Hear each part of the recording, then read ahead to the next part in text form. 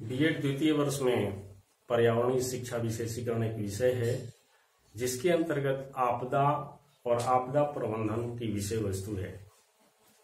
आपदा प्रबंधन के लिए आपदा आने के पूर्व में तैयारी करनी होगी और तैयारी करने की व्यवस्था कैसी होगी। जो पूर्व में तैयारी करेंगे उनको हम कहेंगे स्ट्रेटेजी, रणनीति। आपदा प्रबंधन की रणनीति, ये रणनीति तैयार करना आवश्यक क्यों है? वो आवश्यक इसलिए है कि जब आपदा आ जाएगी तो आपदा के अंतर्गत ये सूखा है, बाढ़ है, तूफान है, चक्रवात है, भूकंप है। अब ये जो प्राकृतिक आपदा है, अगर ये जो आपदाएं आ गई, इसके बाद हम राहत कार्य कैसे करेंगे, लोगों को किस प्रकार से जागरूक करेंगे, इसके पूर्व में व्यवस्था करनी होगी। अब पूर्व में व्यवस्था करने के लिए हमें एक व्यवस्था बांटना होगा। वो व्यवस्था जो व्यूहरचना है, रणनीति है, वो त्रिआयामी है। किस प्रकार से? एक तो राष्ट्रीय स्तर की रणनीति होगी, दूसरी राज्य स्तर की रणनीति होगी और तीसरी स्थानीय स्तर की रणनीति होगी।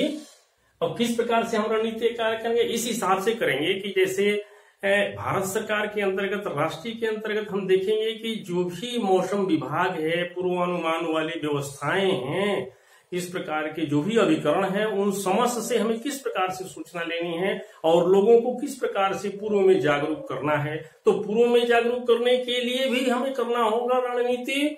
और जब आपदा आ चुका होगा, इसके बाद राहत कार्य करने होंगे। तो अगर पूर्व में रणनीति नहीं होगी तो हम राहत कैसे कार्य करेंगे? इसलिए पूर्व में तैयार करना है। किस प्रकार से, आइए देखते हैं। ये राष्ट्रीय स्तर पर रणनीति किस प्रकार से होगी। सूखा, बाढ़, तूफान, चक्रवात, भूकंप की स्थिति में निगरानी पूर्वानुमान के लिए दूर संवेदी प्रौद्योगिकी लागू करना। हमने बताया जैसे मौसम विभाग है या दूर संचार की व्यवस्था है, जिसमें दूर की सूचनाएं मौसम विभाग के अनुसार पूर्वानुमान किया जाता है और उनका हमें प्रसारण भी करना होगा। रेडियो के माध्यम से, दूरदर्शन के माध्यम से, इंटरनेट के माध्यम से सूचित करना होगा। इन सेट उपग्रहों की मदद से देश के पूर्वी और पश्चिमी तटों में चक्रवात का पता लगाकर भविष्यवाणी करना, क्योंकि जो ये दोनों दिशाओं के चक्रवात हैं राष्ट्रीय स्तर पे, वे बहुत ही खतरनाक हैं। ये आपदा इस प्रकार से देते हैं जिनको सहन करना और बाद में उनकी व्यवस्था करना कठिन होता है। इसलिए इन सेट उपग्रहों के माध्यम से इनकी पूर्व में सूचनाएं लेकर के और वहां सतर्क करना। जैसे समुद्री किनारे हम करते हैं सतर्क, जो नाविक हैं, मछुआरे हैं, उन सबको सतर्क करते हैं।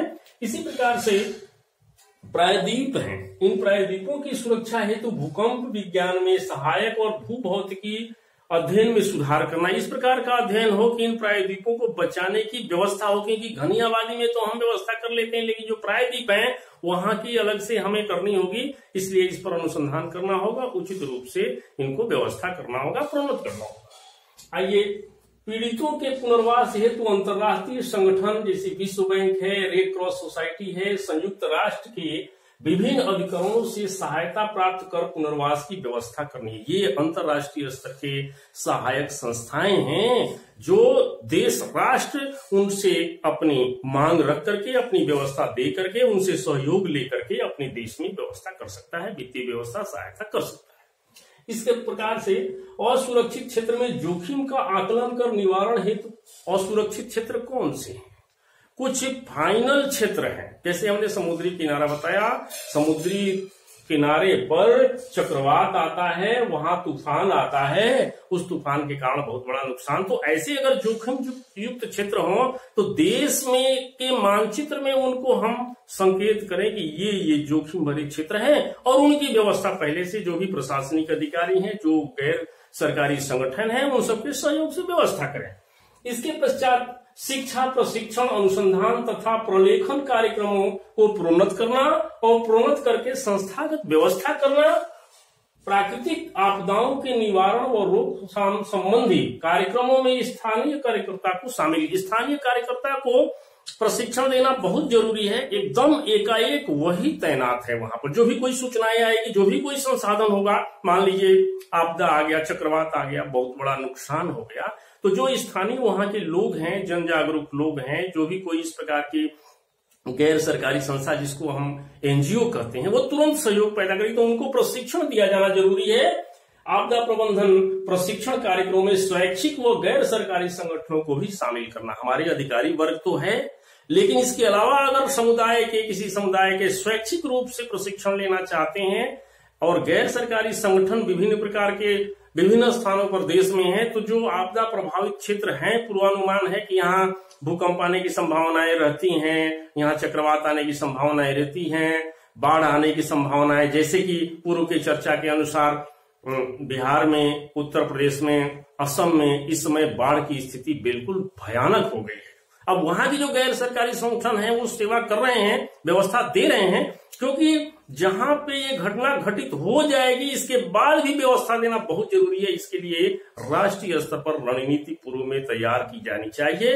अब आइए देखते हैं दूसरा, राज्य स्तरीय रणनीति। राज्य स्तर पर रणनीति के संबंध में आपदा प्रबंधन के लिए जो अभी हम लोगों ने चर्चा की, राष्ट्रीय स्तर पर रणनीति क्या होनी चाहिए, उन्हीं की अनुपालना में अक्षरशः राज्य स्तर पर भी हमें रणनीति तैयार करनी होगी। वही बातें पहले पूरे राज्य के अंतर्गत जोखिम वाले क्षेत्रों को सीमांकित करना होगा, रेखांकित करना होगा, सांकेतिक करना होगा।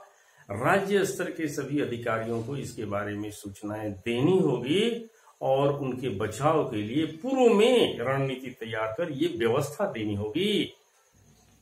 सूचना एवं प्रसारण विभाग सहित अन्य विभिन्न विभागों के सहयोग से विभिन्न आपदाओं के प्रबंधन के लिए कार्य योजना तैयारी। विभिन्न आपदाएं कौन सी हैं? प्राकृतिक आपदाएं, भूकंप है, तूफान है, चक्रवात है, बाढ़ है, सूखा है। उस राज्य स्तर पर अधिकारियों को बैठ करके कार्य योजना बनाना होगा। लोगों तक आपदाओं की जानकारी का संप्रेषण बहुत जरूरी है। पूर्वानुमान मौसम विभाग के अनुसार, इनसेट के अनुसार जो भी आती हैं, उनके पूर्वानुमान की सूचना रेडियो के द्वारा, दूरदर्शन के द्वारा, इंटरनेट के माध्यम से तुरंत सूचना देना होगा। संप्रेषण उचित रूप से करना होगा। अधिकारियों व गैर सरकारी संगठनों को प्रशिक्षण देना होगा। जो भी अधिकारी उस क्षेत्र के हैं, अगर वो बाढ़ से संबंधित क्षेत्र है, वहां अधिकारियों को बाढ़ से संबंधित प्रशिक्षण पहले ही दिया जाना चाहिए। इसी प्रकार से एनजीओज हैं, गैर सरकारी संस्थाएं हैं, उनको भी, यानी जो जैसे क्षेत्र आकलन किया हुआ, जिस प्रकार से सांकेतिक क्षेत्र है, उनकी व्यवस्था उन अधिकारियों को प्रशिक्षण देकर के होगा। आपदा स्थल पर अधिकारियों को सुविधाओं और वित्तीय संसाधनों की तुरंत व्यवस्था हेतु कदम उठाना होगा। जो वित्तीय संसाधन केंद्र से मिला है, इसके साथ ही जो राज्य स्तर पर वित्तीय संसाधन हैं, तो जो इस प्रकार की आपदा आने वाली है उसके पूर्व में वहां व्यवस्था होनी चाहिए। और आपदा होने के तत्काल बाद, जैसे प्राथमिक चिकित्सा है, भोजन की व्यवस्था है, पुनर्वास की व्यवस्था है, उन संसाधनों से हमें तुरंत वहां की व्यवस्था करनी होगी।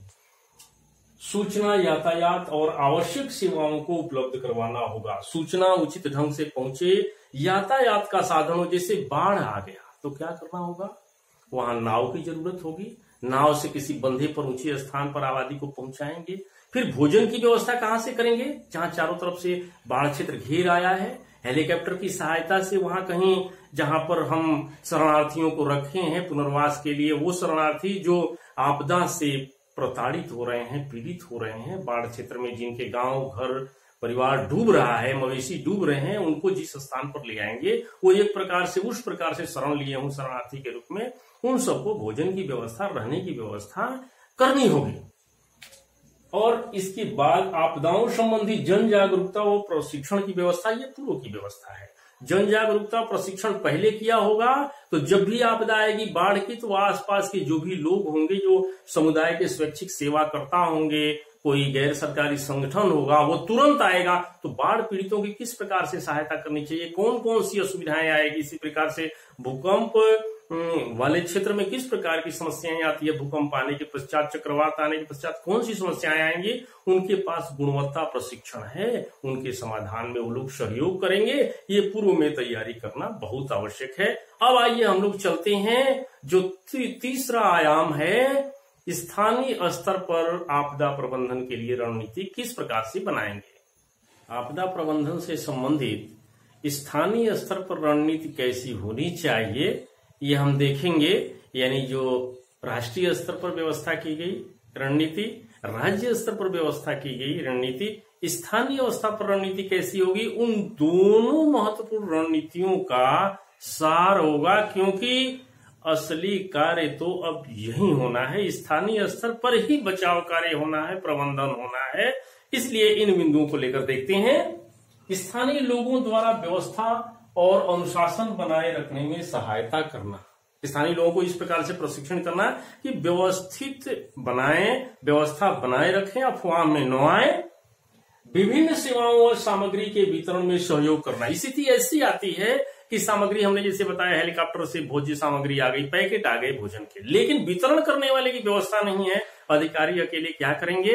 इसलिए वहां के लोगों को इस प्रकार से प्रशिक्षण दिया हुआ हो कि अगर हेलीकॉप्टर के माध्यम से भोजन के पैकेट अगर वहां आते हैं तो उनको वितरण किस व्यवस्था से करनी है, इसके लिए प्रशिक्षण दिया जाना चाहिए। उचित ढंग से वितरण हो जिससे सभी जो इस योग्य पीड़ित लोग हैं जिनको भोजन की आवश्यकता है उन तक यह राहत सामग्री पहुंच जाए। इसे बचाव व राहत कार्यों में सक्रिय रूप से भाग लेना, वहां के लोग, वहां के स्थानीय लोग सक्रिय रूप से भाग लें बचाव के लिए। अब बचाव के संबंध में मैं ध्यान दिलाऊंगा आपको, भोपाल MIC रिसाव गैस कांड के अंतर्गत हमने चर्चा की थी। उसमें स्थिति ये हुई कि ऐसे लोग अफवाह में पड़ गए कि सड़क के ऊपर लोग पैदल भागे कि गैस से बेहोश हो जाएंगे, जो जग गए, और उसके पीछे मोटरसाइकिल वाले लोग उसी रोड से भागे, उसके पीछे कार वाले लोग, जीप वाले लोग भागे। स्थिति ये हुई कि गैस से तो बेहोश होते, ढेर सारे नुकसान, एक्सीडेंट उन लोगों का हो गया भगदड़ के अंदर। तो इसलिए बचाव करना चाहिए, साहस रखना चाहिए, सुझाव देना चाहिए। एक व्यवस्था भी बहुत जरूरी है हादसा होने के बाद, आपदा आने के पश्चात। इसलिए अफवाह में नहीं पड़ना चाहिए, बचाव कार्य में जरूरी है। आइए देखते हैं, ये जन सामान्य व गैर सरकारी संगठनों को प्रशिक्षण देना बहुत जरूरी है स्थानीय स्तर, क्योंकि जो केंद्र स्तर से आ रहा है बजट आपदा को बचाने में, वो खर्च कहाँ होगा, स्थानीय स्तर पर जहां आपदा हुई है, जहां भूकंप आया है, जहां चक्रवात आया है, जहां बाढ़ आई है। इसलिए प्रशिक्षण देना बहुत जरूरी है। प्रशिक्षण किस प्रकार से हमें कार्यान्वयन करना है, आने से पूर्व सूचना पर और आपदा आने के पश्चात नुकसान होने के बाद क्या व्यवस्था देनी है। इसलिए जन सामान्य व गैर सरकारी संगठनों को उचित प्रशिक्षण दिया जाना चाहिए कि भूकंप के केस में आप क्या करेंगे, सूखा बाढ़ की स्थिति में क्या करेंगे, चक्रवात तूफान की स्थिति में कैसे हमें उनसे सामना करना होगा, उन समस्याओं से निजात पाना होगा, वहां की जनता को सेवा देना होगा। अब अधिकारियों के लिए है कि अगर अधिकारी आते हैं, वहां की जनता है, वहां के जो स्थानीय लोग हैं, वहां के हुए मृत्यु की सूचना, कितना नुकसान हुआ, आपदा हुआ, किस प्रकार की, इस प्रकार की सूचना अधिकारियों को देना, तथा अधिकारी जब वहां पहुंच जाए तो उचित ढंग से राज्य स्तर पर, केंद्र स्तर पर ये मृत्यु की सूचना, ये नुकसान की सूचना, उस आपदा की सूचना व्यवस्थित देने के लिए ट्रेनिंग होनी चाहिए, प्रशिक्षण होना चाहिए।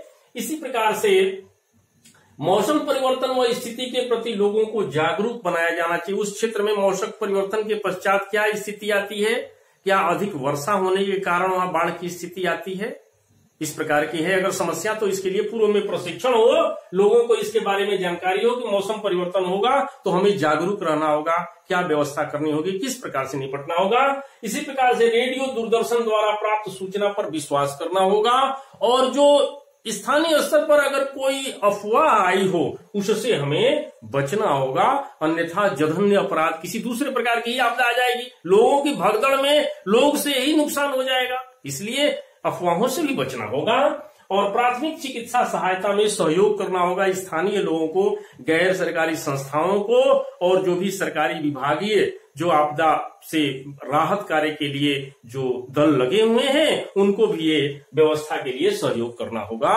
धन्यवाद।